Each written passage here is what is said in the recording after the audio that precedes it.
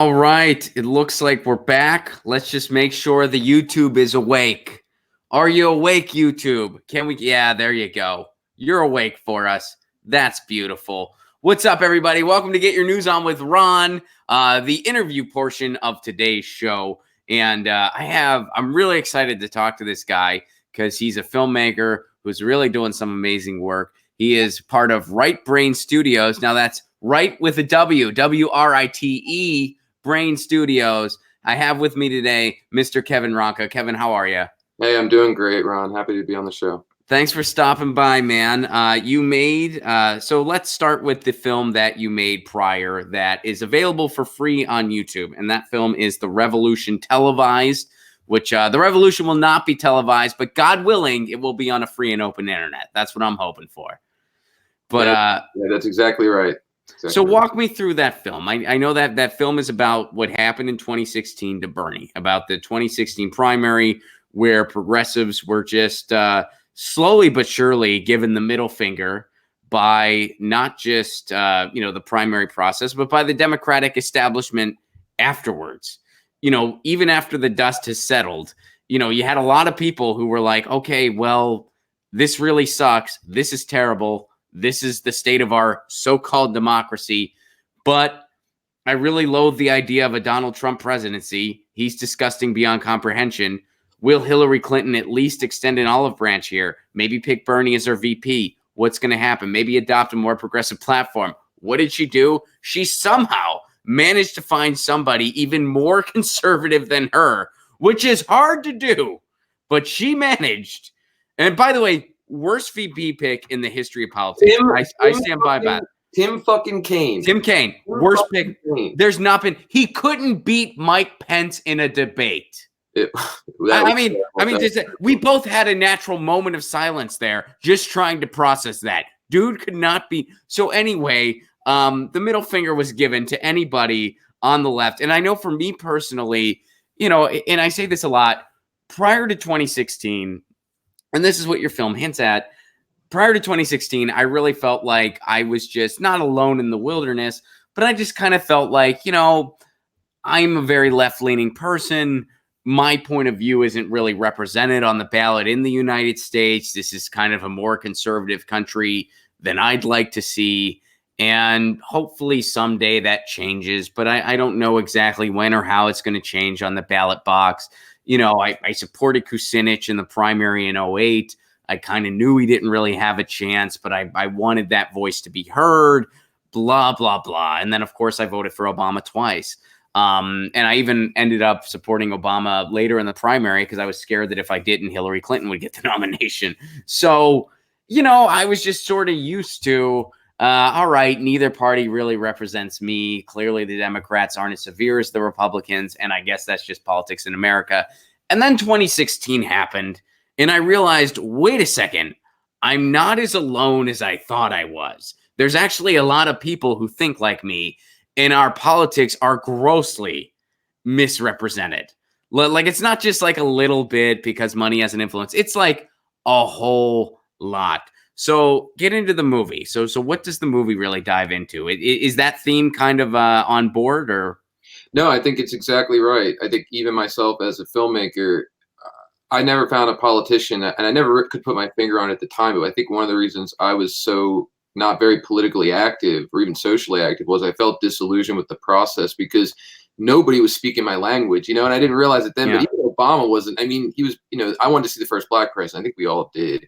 And I think he was clearly probably a better option than the person he's running against. But Bernie, I remember I was sitting in class at school. I had made a bunch of films that were complete shit. And and I'll admit it. I mean, when I went to film school, I had come as a screenwriter all the way from Philadelphia. So I had very minimal experience. So I made a bunch of bad short films, and I was sitting in a class zoning out. And I was on the debate. Where was film school, by the way? Art Center in Pasadena. So, right on. I live in Pasadena. Oh yeah, it's right there. It's up on the hill. Oh, nice, man. Yeah. No, I've been past that. I just clicked the debate and had my headphones on, and I saw Bernie speak, and I swear it sounds so weird. I like woke up. I was like, this guy's saying things that I've never seen anyone say on TV. There was just something that wasn't safe in like a good way. It was like outside of that safety net. you know, like Mike Gavel, you know, he says some stuff. You know, he got on debates and said some things, but yeah, no, that was the start of it. And then I thought, okay, I've never done a documentary, but it's one that there's like two options you have when it comes to low budget, I believe. I mean, you know, you have like a horror or comedy on a very low budget, like a shoestring, like a John Waters affair, or you make a documentary. And so when I saw Bernie, I think that something aligned in me, and I was like, you know, and I just started following it, you know. So wait. Why? Because I have a lot of respect for the filmmaker, and it's something I wish I knew more about. So let me ask this: why is that the case? Why is it low budget? You usually go horror or comedy, or documentary. Out of the why is it those three in particular? So the technology's changed quite a bit. So this was, you know, it was like 3 or 4 years ago. But even, you know, so the DSLRs were coming around. People weren't used shooting on film anymore, which was a huge expense. You know, you were shooting like this much was probably like, you know, $50, and you'd shoot Right. reels of film. Yeah. But even if you think about it, like dramas, you know, with a drama, you need great actors. That's what I believe, or it's not going to sell. You know, I mean, nowadays they use the non-actors, but even then, there's a certain amount of resources needed to properly tell a story. And I think with comedy, we've seen with like Foot Fist Way with Danny McBride. I mean, these guys have made incredible films just with good comedy, because I think comedy is just a universal language that can speak through the shortcomings of like I said, John Waters had bad actors, bad camera. I mean, he was like the Ed Wood of his time, and he made some of the best camp and comedy works, and some of them even have really strong messages that still resonate. You had a trans actor with Divine, which was like, you know, monumental. And I think that John Waters' influence on like transgressive films where you just take your friends, and if you're funny enough, it'll work. I think horror's kind of worked that way too. I think that there's always been a good, strong side of like low budget horror that has a massive market. And there's also been, Oh yeah. Yeah. And those, I mean, it's the biggest market. Horror sci-fi is the biggest market, even in Hollywood. it absolutely I is. mean, that's just made. I mean, you know, I'm in an acting class, and where our teacher tells us that all the time. He's like, "Don't discount horror and sci-fi. It's the biggest marketplace." It absolutely is. In sci-fi, I mean, there's like primer and some low budget sci-fi, but it's still kind of hard to hit that the way you want it to. And with the low budget, and then with documentary, I mean, if you just have good access, you can make a doc. I mean, if you were pen pals with which I once kind of was, with an LSD chemist who's doing life in prison and was, you know, ratted out by some government informant who was, you know, who was even worse and was like a murderer. If you had access to that guy and his story, you probably have most of the basis to make a documentary. I mean, right. And then you find creative ways in which to tell it, but pulling from different sources. So I just wanted to try something different, and I started following the Bernie stuff, and then I started really following it, where I wasn't even listening in like some of my classes. I was like following following the voting of the primaries, and every, you know, Super Tuesday, I barely was active in school. I was really just sitting around watching and praying, and so.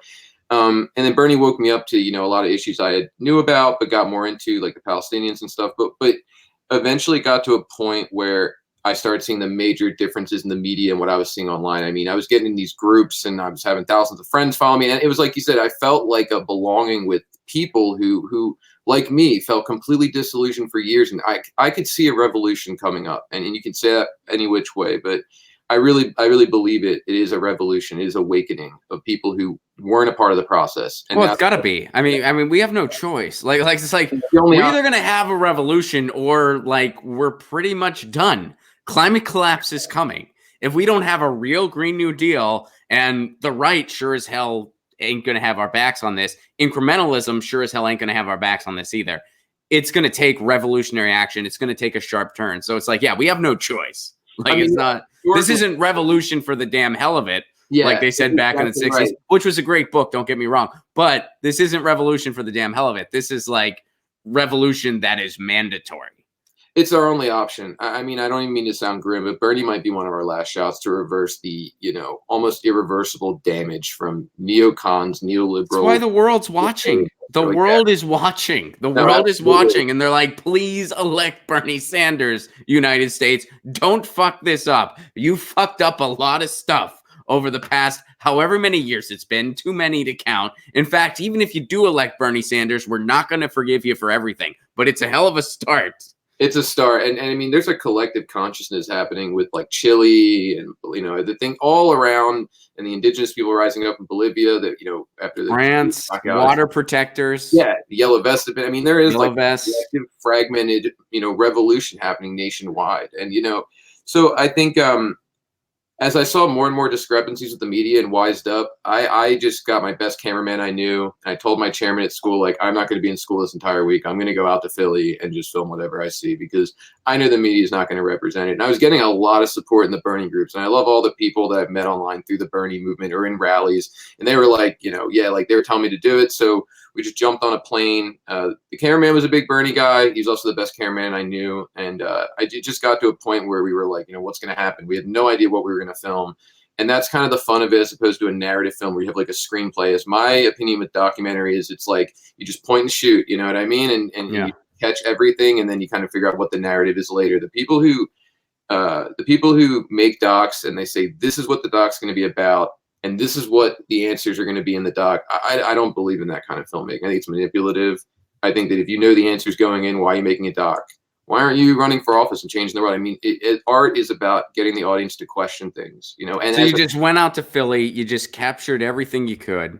We did, and we had gotten a hold of Jill a little bit before that. I had it developed. I always say it's like a political crush on her, because I was kind of getting disillusioned with Bernie, and I was like, "Who is this? This woman is like incredible. What she's saying is, it's even more left, and like it's even less safe in some ways." And but I still had a hope there was going to be this contested convention. There was the FDR convention, and there was the parallels there. But yeah, we just went out and shot everything. We shot like 10 or 11 hours a day. It was brutal heat.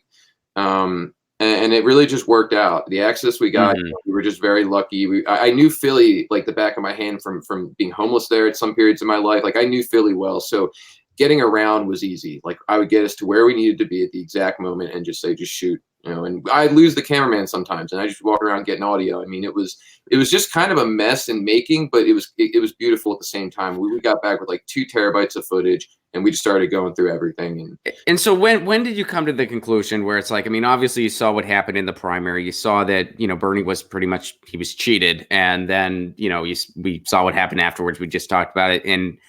But what got you to the point where there's a certain uplifting moment here? Because in the Revolution Televised, as you point out, it's just like, a revolution is bubbling, and progressives are standing up now. So what was some of the stuff you saw that led you to that point?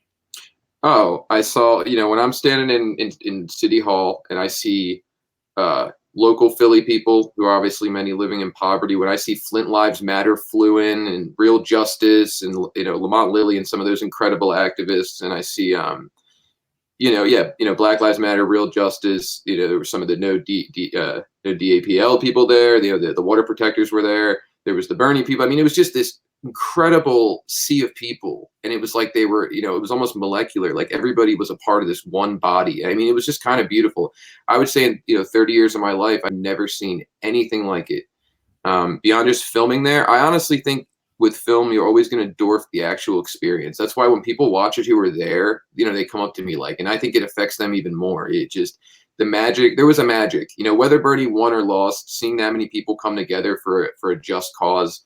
And I remember the crowning moment was after Bernie lost, and I wish we had more footage of it, but after Bernie lost and everybody kind of revolted, and the cops were released and there was helicopters flying above, and we were just protesting and kind of fighting back. There was a point where the cops had kind of surrounded everybody and it was like nowhere to walk.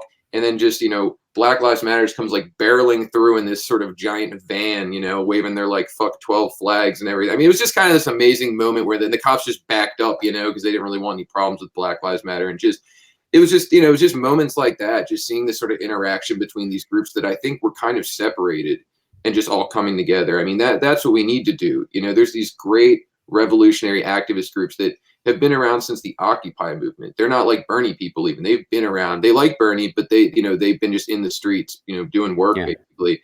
And they're going to need people too. And we're going to need people. And so just seeing it all come together, I mean, that was really powerful. And it made the whole experience like, yeah, it was, me and the cameraman were like, this was the right move, coming out. Yeah, here. Man. And that's, and again, for everyone listening, that documentary is available online for free on YouTube, The Revolution Televised. It's a 5-part doc, right? It's in 5 parts. Yeah. Check it out. It's a great film. So let's get to Nightcrawlers briefly then. Nightcrawlers is a movie that, or another documentary. You can call them movies, right? You can use that interchangeably, but it's kind of irresponsible. Like I should say documentary, right? Or is it cool to say either one? Movies fine, documentaries fine. Movies, it doesn't matter that much. Yeah. All If right. it's legitimate enough for you to call it a movie, I feel that's a compliment. So yeah. Oh, okay. All right. So I just thought like it's not like it's just too vague of a designation. Like movie could mean any, but documentary, but this is a doc. Yeah. But I'll say movie doc. How's that? Is that cool? Your sensitivity to the nomenclature, honestly, I appreciate that. I just want to speak the language, man, because I think it's cool stuff. I like what you're doing. So Nightcrawlers, you mentioned, so Nightcrawlers deals with homelessness and addiction issues. Yep.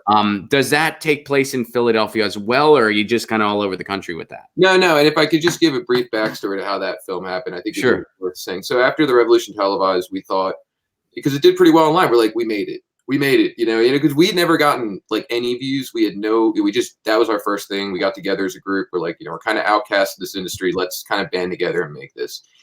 And then it went, Vigo got on. There was a Rolling Stone article in Italy. It was like, oh, this is going well. And then Trump won. So why was it Italy, by the way? Why was it Rolling Stone Italy? I don't know. Vigo was in Italy, and I think he was doing an interview. He was talking to them about the project. He was like real excited about it, and so they just wanted to interview about that. Okay. We got really into it. And I think countries outside the U.S. have an interest, a very big interest in this major world power potentially electing. Oh, I know, man. I mean, I just got back from a tour in Australia, man. I know. Yeah, you know what I mean. That's why I'm like, yeah, the world is watching. Like, yeah, they certainly are looking at us a little confused, but they're not just looking at us confused because of Donald Trump. They're looking at us confused because the other option couldn't defeat Donald Trump with a better message. I mean, that's really perplexing. But yeah, so when we finished that, our careers kind of went, some of us like nowhere, and it became like really hard to get a job. And I started thinking, okay, there's a relation here. When I'm pitching a project to CAA, and CAA, are the agents and managers to Stephen Colbert and Bill Clinton, I'm sure they're not really super fond of my resume and me doing some of this kind of work. So we just at that point decided we should just embrace the outcast. We should embrace the fact that the most of the film industry, like the political establishment, is owned by a small group of people, and try to fight back against it no matter what, because there's no progressive socialist value in film. Just like media, just like MSNBC, it's just like that in film. Like, it is like a bunch of companies pushing out a neoliberal, oftentimes message in the film. And it may not be present, but Jack Ryan and all this kind of stuff, and Stallone wasting a bunch of people at the Mexican border, and nobody's calling that. I mean, it really is. Even in the documentary world, I just went to see a doc. I went to go see The Irishman, right, with the new Scorsese film. Mm-hmm. And like the second trailer, like the eerie music comes on, and it was like a Putin doc. It was just like, it was built like a horror movie. I was like, I looked at my friend, and I'm like, this is Red Scare, and he just was like, he shrugged. He had no idea what I was talking about. But it is very clear. A lot of it's subtle, but a lot of it's there. There's a lot of that going on, and I some people even point to like Stranger Things as going down that path. And see, I mean, I thought it was still entertaining. I'm like, whatever. It was entertaining. And it's supposed to take place in the 80s too. It is. So in a way, it's like, but it's like, are they using that throwback to kind of justify the new Cold War we're in now? And that's a different question for a different day. No. But I think my thing is it's okay to still enjoy it. Like, I don't like, I'm turning it off. It's like, just be aware it's happening. And just be aware. Yeah. So with Nightcrawlers, we also felt, with Trump winning, people kind of turned on the doc. I mean, everybody in my school kind of stopped talking to us as a group. No shit. Liberal film school. The teachers kind of stopped letting me screen the movie, even though I was in like documentary class, had Vigo in this project. He was a legendary, documentary director teaching the class, wouldn't let me bring it in and show it week by week as I made it, which was like blowing my mind at the time, but then it made sense. He was kind of a neoliberal. So facing all that, we decided, let's not say we're moving away from politics, but what we found out with that doc was, I like politics, but social issues is more my thing. Like, it's not as much tied to a person. It's about, an action. And so for the next and it's more uplifting. I mean, if you just huff it, I mean, sometimes when you just really stay in the electoral politics realm, which, like on Get Your News On with Ron, of course, I talk about electoral politics. It's not the only thing that I talk about, but sometimes you feel like you're just like inhaling poison. And then when you look at causes and issues and protests and strikes and different like issues people are taking up, it's sort of a relief. It's like breathing clean air again, because you're like, okay, we all have the power and the ability to try to make our neighborhoods a little bit better. And I know that sounds small, but you know what? If we all do something small, then the world will be a different place. And you know, I know that sounds kind of hippie and kumbaya-esque, but I it's think the that's truth. right. That's really right. That's right. Everybody has to do their part. There was a great activist in the Black Lives Matter episode of the documentary. I'm not going to drop his name because he really doesn't like that, but he has been really behind the scenes for 9 years. He's, you know, he went to Standing Rock. He went to Syria. He was involved in taking the statues down in North Carolina. I mean, he's really been, but you don't see him anywhere. You know, he's kind of below the radar. But we were talking about Antifa one time because I don't come out against them because I don't equate them to neo-Nazis, but I've had my issues with some of their approach with the black mask. Just some of the approaches kind of rub me wrong. Well, it's one of those things. It's such a loose collective. And you know, and I agree. I would never compare them to neo-Nazis or anything like that either. But it's kind of scare me, you know. Right. Well, it's such a loose collective that you're going to have some people that act out in certain ways. And you know, there's going to be certain actions that, you know, people don't condone that other members of Antifa don't condone. No, that's right. And that's why, you know, it's so loose and they don't consider themselves super organized. But I remember he said something to me and I wanted to ask him because you know, he's a black activist. I said, you know, what do you think about Antifa? Because they take the hits a lot of times for, you know, when the cops come for black activists, you know, they'll get arrested first, which I like a lot about Antifa. But what he said to me resonated more in like how I see the progressive media and what we're doing is, he said everybody has a role to play. It's just like you just said, we're like a small neighborhood strike. Like everybody has a role to play in this progressive revolution. And never think that your role is so small, because if we all do something, right? And that's why I love there's a revolution happening with you guys, progressive media. I mean, 2016, it was not as easy for me to get my morning news. I go to Tim Black, I go to you guys, you know, you and Jimmy and what you're doing. Graham gives me the same thing, but he also gives, he has another element with the CIA and he gets really into the WikiLeaks stuff. Aaron Matei, I mean, without you guys, I don't know what I'd do. And so I get my media from you guys. So that's why I feel like we would bring that into the film world where you guys, in my opinion, if you have so much good progressive media, why would you move in that lane? Especially when we don't like being in front of a camera and we consider ourselves filmmakers. So Nightcrawlers was an attempt for us to get into a theater. You know, they were like, okay, last time we put it online, that was cool. Can we penetrate the armor of Hollywood and get something in a theater that tells a grim but proud, you know? And so we were having a meeting. We're like, okay, the Revolution Televised is done. What are we going to do next? And somebody put on this trailer, and I'm gonna try to keep this brief, but he put this trailer on that was like 30 seconds long. And the guy's not even really in the group anymore. But within 30 seconds of this trailer from 5 years ago that had like no views, I was intoxicated. And I was more turned on that it had no views. I was like, damn, nobody's seen this shit except us, really. It's been out for 5 years. It's this grim street footage of homeless people. So I called him. He was in a homeless shelter. And I talked to him and I was like, he's either nuts for filming this, he's just a crazy guy with a camera, or he's a genius. He's a film genius who knows exactly what he's doing. And within an hour, I was like, this guy's a genius. I flew him from the homeless shelter to live with me. I had to keep a knife under my pillow the first couple of nights because he told me he was completely unstable. You know, he's very upfront about that. I'd never met him in my life. He ended up living with me for 2 months. He was literally at my wedding. I mean, it was crazy how close we got. But when he came to my house, he just dumped all these tapes on the table. There was probably like 80 of them, which is his whole life for the last 6 years on tape. I mean, it was astonishing on like old, almost VHS hardware, you know? And so this was just a homeless guy documenting his life. Yes. Wow. And, okay. I didn't believe that the story, you know, I was looking for the story and all of it because he had tried to make the movie before and it was just kind of like an experimental art film. And as a documentary filmmaker, more traditionally, I said, dude, the story here is you trying to make a film about homeless people and addicts and becoming a homeless addict. I mean, that's the story. Because he didn't want to be in it. I'm like, you kind of have to be in it, dude. I mean, this is it. Yeah. You show how any normal person could break, you know, the stigma of addiction is like, oh, it's like these dirty homeless people, or it's poor, it's, you know, it's people living in low income areas. And it is, but it's also a lot of, you know, people you wouldn't expect. People that, if you're a white affluent liberal, look like you know, it could be rich, it could be poor. Addiction has no face whatsoever. Dude, I mean, and this isn't addiction, but you know, on homelessness, I was in an elevator once, and one time. I've only been in an elevator one time in my life. It's crazy. Good story start like this, right? No, I was in an elevator, and there was a handful of comics, myself being one of them, and we were what is called in the industry as road comics, which is exactly what it sounds like. You pretty much you live on the road, and there was this newer comic who you know, they had only done it a couple times, but they, you know, kind of thought they knew it all. And then they were like, they were asking us questions and they were just like, yeah, I'm hoping that I'm really hoping that I get my Comedy Central special within the next year or so. And we're like, yeah, I'm sure that, you know, okay. I mean, aim high. That's good. But anyway, and they go, I forget what they said, but something came up where somebody was talking about like they didn't have a place to live. And that person was just like scoffed at it. They were like, what are you talking about? And the one guy in the elevator with us looked at her because she was getting on his nerves a little bit. And he goes, raise your hand if you are technically homeless. And every comic, myself included at the time, we all raised our hands. And this girl, I don't know if she continued comedy after that. That's pretty amazing. But it's like one of those things. I mean, I was in a relationship. That relationship ended. I lost my condo.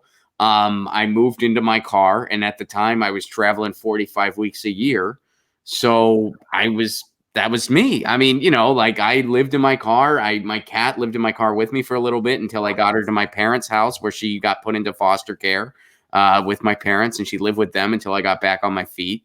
But you know, and I don't consider my homeless experience the typical experience of people living on the street because, you know, when I would have a gig, they would put you up in a hotel room.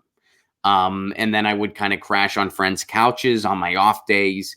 I would go to I spent a lot of time with my cousin in South Carolina. I spent a lot of time at my aunt's house in Orlando, and I spent some time with my parents and stuff. So, you know, I always usually had somewhere to go. There were only a handful of nights where I slept in my car, but yeah, I didn't live anywhere, you know. And there sounds like there's a great quality to be in, like living like part of that sounds intriguing to me, but there's also an element of like some people really don't know what it's like to have no like stationary place to call home. You know, they're really living out of a suitcase, or like you said, living in your car for even 2 or 3 nights can be tough. I mean, it can be rough. It's a trippy experience, man. I mean, and it was kind of fun and romantic for a little bit. Like I was just like, dude, it is just me and the open road in the next show, and that's it.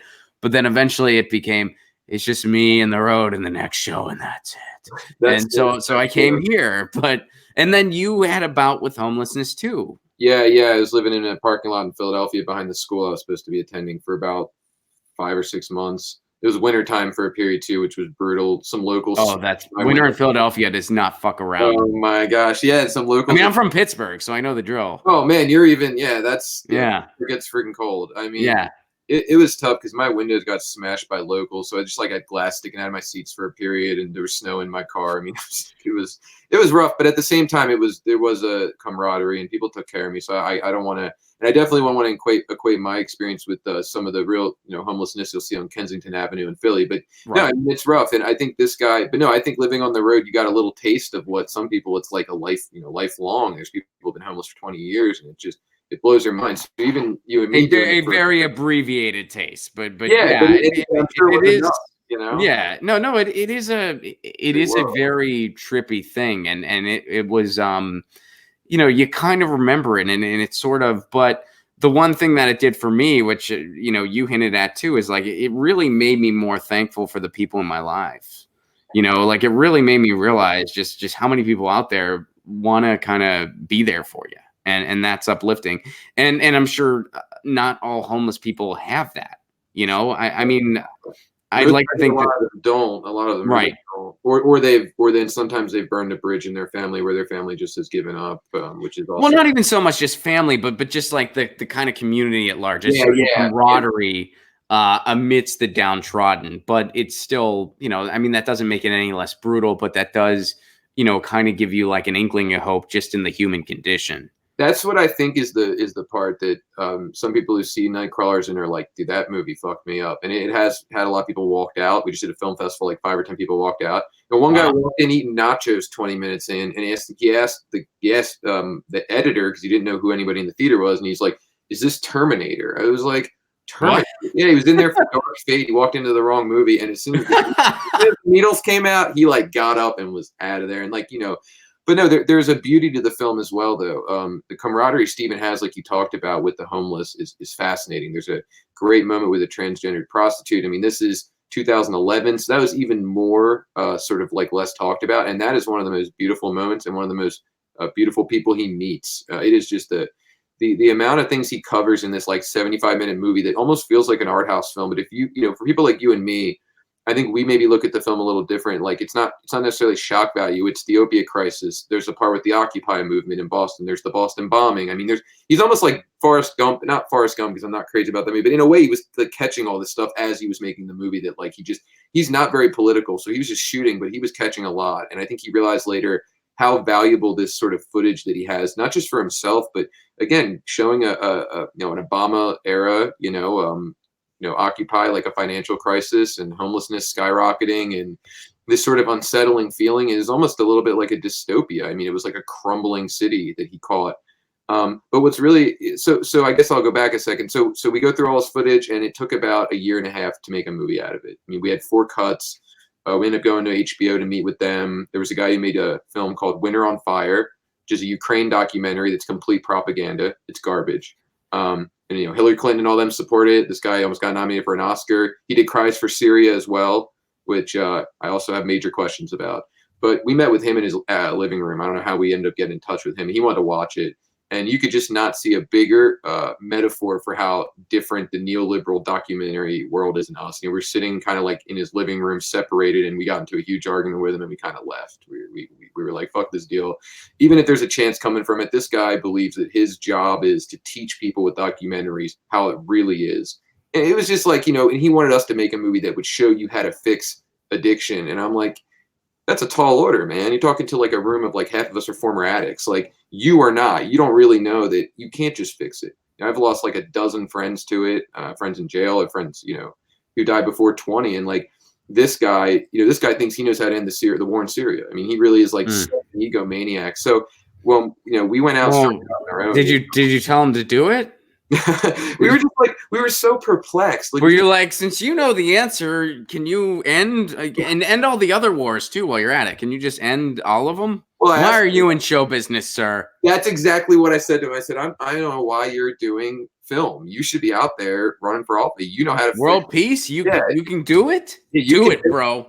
Yeah, and it's so I should have known because when I first had lunch with him, he said he didn't know about the Revolution Televised, and he was trying to like brag to me that he just name dropped that he had just had lunch with Hillary Clinton. I'm like, and he was like, "Bro, war, I could end it." Yeah, right. Was right, like, dude, 30-second pitch, war, I can end them all. What do you think? I know, and he was so gassed too because he's like, Cries for Syria had just come out, and he was feeling himself, and he was like, I'm getting nominated for like a bunch of Oscars. It got nominated for nothing. The movie was never spoken of again. People definitely cried, but I don't think it's like a. Yeah, I've never heard of. Yeah, I've admittedly never heard of it, so I don't. It's crap, but it's like you don't get credit for me for making a film where you shot in Syria and you made people cry. The question, you know what I mean? That doesn't get points for me for that. That to me, that's the cheap way to get emotional reaction. The question is, what did you add to the conversation on Syria? What did you talk about the Americans' intervention and total destabilization? Did you do any of that?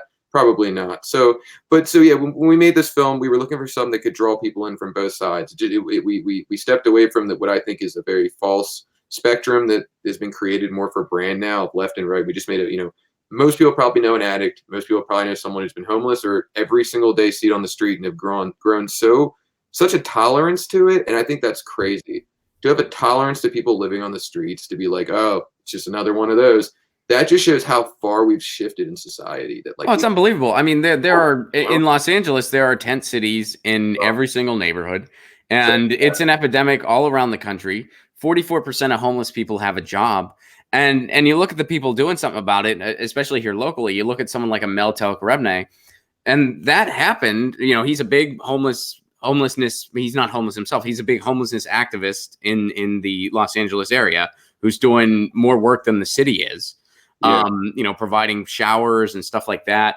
It all spawned because he, was an immigrant to this country, and he saw Skid Row and was like, what is this? These people don't have a place to live in the richest country in the world? How does that even happen? In the richest what the hell, man? Like the richest state too, Yeah. Like California, the wealth here. Yeah, no, a lot of those people too are always making bigger change than the politicians. I mean, that is the lifeblood of it. And so in the end, it was like, we finally put together a 75-minute cut. Steven was kind of in and out of the hospital. He got stabbed while we were making it on the bus. I mean, there was like a whole bunch of Where shit. did that happen? When he was in Boston in like a between period, he had court charges that were pretty severe for like fighting cops when he was drunk. I mean, it was a whole thing. It all worked out. He beat the charges, and to this day we remain great friends. He's cleaned up, totally off drugs, close to this. He's gotten back in touch with his family more. I mean, he was always in touch with them, but the whole experience for all of us was incredible. I myself, it was life-changing working with him on this, and having my own spouts with addiction, and one of the producers had issues with addiction. I believe, and we went around, so nobody would screen this movie. It was too dark, it was too depressing. We had an agent that we actually got through Reddit, because we put the trailer out. Nobody knew about this movie we were making. It didn't have the sort of fan base of like the Bernie people. So we knew Revolution Televised was going to do okay, because there wasn't a lot of that. There were shows like you, but there wasn't a lot of movies about progressive values. So we knew that they were going to like flock to it. Yeah. This was a little more darker, a little more. Yeah. How do you sell this? But we dropped the trailer on Reddit, and in 10 hours it had like 125,000 views. So we were kind of like, damn, it's kind of like doing even. I mean, it got more views than most of the episodes on the Revolution Televised. So I thought, damn, I mean, and a lot of people in the comments were talking about their own addiction. So we thought, okay, we have another project that seems to be connecting with a very like marginalized group of people. Right. Yeah. So we got an agent through that, and then no theater would pick it up, no streaming site would pick it up, no festival would pick it up. We got 1,000 no's. So I said, you know what? Fuck it. We're just going to go out and start screening it in neighborhoods with bad addiction problems, and like small dingy theaters for whoever will show up. And the agents were like, oh, I don't know. If you do that, you can't put it in a festival after that. It's kind of like cutting off the point of no return. I said, I don't care. Like, I want this movie to be seen. So we went to Philly, went to Boston. We did one screening in Seattle outside for like addicts and homeless people and people who do needle exchange. And they endorsed it. And they were saying like, this is the best interpretation or portrait of it. And so we finally got it in the Denver Film Festival. Then Norway jumped on, and there's a few streaming platforms looking at it now. It'll be out in January. My whole takeaway from it was that like when people were at the Q&A were saying like, it's really dark.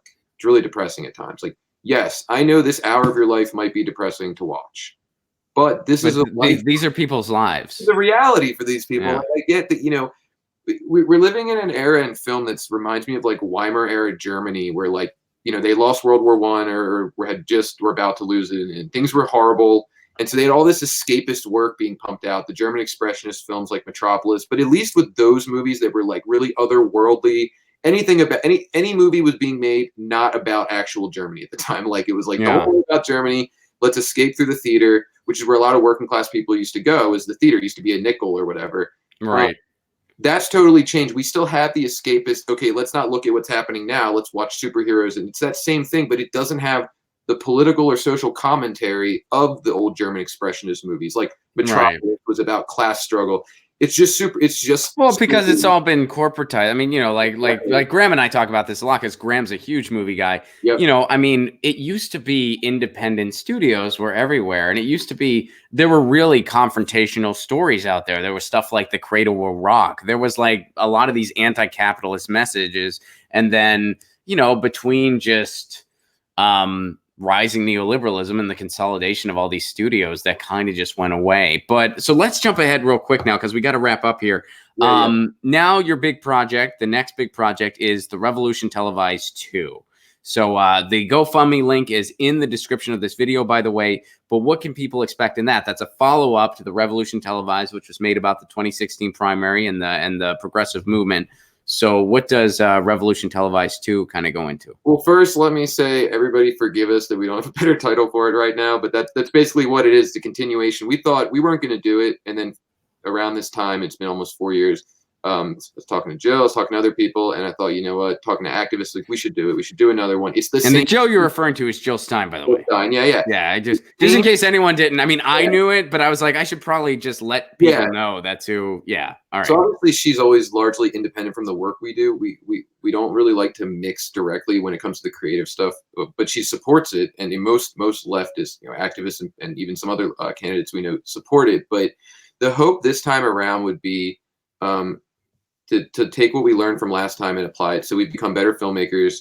We've made more connections through Nightcrawlers and through the festival circuit and stuff, so that we have a little bit of trust there, and we have a little relationship with some streaming sites and channels in other countries. So we think that we have the ability now to actually get it on a screen and actually get it out there to a larger audience than just sort of the small bubble, because that's the thing. We're trying to reach people outside of it that already know all this stuff. I mean, we want them to watch it too, but we want to bring more people into the process through film. So this time around, we want to expand it. We only shot for a week. It's all we could afford, and it was my own money. This time we want to raise enough money to shoot in Flint. We want to shoot in Standing Rock, where that issue is still happening. Even if the media is not covering it, it's still happening. We want to shoot in places like North Carolina, where they are there's taking statues down and fighting against white supremacy. There's climate activists we want to follow that we're in touch with. There's just a lot of things we think, union strikes. We want to show the fragmented revolution all around the country and expand that dialogue. But we also want to focus on revolutionaries, not just as the Bernie revolution, but revolutionaries in general that are fighting every day on the street. And honestly, some of the groups you don't know about, like the MOVE organization in Philly. And there's a lot of groups that are not getting a lot of attention for good reason. Activists that are not getting attention, like Bernie didn't get on TV for good reason. So we want to put a spotlight on them. But the general time, when you say a good reason, you mean like the establishment's trying to silence them. Exactly. They have no you didn't actually mean a good reason. Yeah, let's clarify that. Right. Yeah, I know what you meant, but yeah. Right. So they have a good reason not to show these people to protect their interests. So we want to show revolutionaries all around the globe. And if it's as I predicted last time, the film will probably climax at the primary, where these groups will come together and fight back against the neoliberal establishment. And we believe we're the best people in a position to get that footage in a cinematic way. It'll all be covered by great progressive journalists we'll be following. But if you want to see a movie about it, I think that's a whole nother thing that has, like I said before, we all play a part. It's important because, the history books are going to get written. And this perspective needs to be out there, and it needs to be documented. And that's how people are going to follow it. Like people aren't going to, when people look back on this, and hopefully they look back on this as the time where we did transition to a better tomorrow. Hopefully they don't look back on this as the start of the decline. We got to try, right? That's what we're doing right now. We're trying. But if they do, they're not going to, it's not like they're going to go back to, and who knows if YouTube will even exist at this foreseeable future we're talking about, or whatever. It's not like they're going to go watch a bunch of old segments from YouTube shows or anything like that. They're going to want to watch a film. They're going to want to watch a documentary that sums up what happened. That's this exact philosophy we have. We're like, I absolutely think we need progressive media like Jimmy Dore, like Tim, like Graham, like you guys, to be putting videos out every day, because we do need to constantly be seeing what's really happening, But like you said, in years from now, we're not going to be able to find one of, most of these stations have like 1,000 videos. You get it's an arc that goes constant, and that's a good thing. Like it's a constantly building arc that Yeah, it's a different form of documentation. Yeah, totally. And it's like a needed thing. Like your everyday, like I said, it keeps me totally up to date. But yeah, the films, like you look at like Jean-Luc Godard making films in the 70s about Palestine, like those kind of things will stay. They have an ability to sustain. They kind of pack the same thing into a bigger punch maybe, but it just strikes once, and I think that's what I mean. There's just, on all fronts, we need to be fighting this battle, on all fronts. And that's why getting on shows with, getting on your show and, going on Graham's show, that's what we always wanted, was to sort of bond with the progressive media, because we don't really have a big, enormous YouTube following. We've kind of stayed a little bit under the radar, but we do want to build those bonds. We consider you guys allies in what we're doing. So, and hopefully the Revolution Televised 2 has a happy ending. Hopefully we get a happy ending here. But all right, so where can people go to learn more about everything you got going on, about Right Brain Studios, about all the projects, if they want to watch Revolution Televised, Nightcrawlers, and get on board with the second one? We of course have the GoFundMe link at the bottom, but where can they learn everything about you? Okay, so I'll run through it. You can go on Facebook.com/RightBrainStudios. That's WRITE Brain Studios. Nightcrawlers Movie is the Instagram. And then Revolution Televised 2 is the other Instagram. That's number 2. And then we have a YouTube channel where you can watch, what we have so far for free. And then if you become a big Nightcrawlers fanatic for some reason overnight when you're reading about it, nightcrawlersthefilm.com. It has merch. It has information about the movie. It needs to be updated, but it has screening information and stuff like that. So yeah, those are, we're not on Twitter. We've been banned from Twitter permanently. We are no longer since 2016 allowed to have one, which has made it very hard to connect. but we are out there. You can find us, and you can always send us an email straight up at rightbrainstudios@gmail.com. How'd you get banned from Twitter? I guess they didn't like some of our strong opinions at the time. Probably some arguments we had gotten into with some neoliberals and stuff. I mean, really, one day I checked and we were banned, and we had barely used it. It was crazy. Like, we had made it when we made the movie because you like had to, and then it had gotten, maybe a couple hundred followers, and I went on there and like it was like, said you're banned, and then I tried to make my own account and we were banned, and then I tried to make another account and we were banned. But we are on there as Nightcrawlers, and you may see us occasionally break that illusion and post and say something political in like a comment section or something. All right. It feels really random because it's the Nightcrawlers page, but yeah. All right, man. Thanks for doing this. Thank you so much. Cheers, man. Cheers.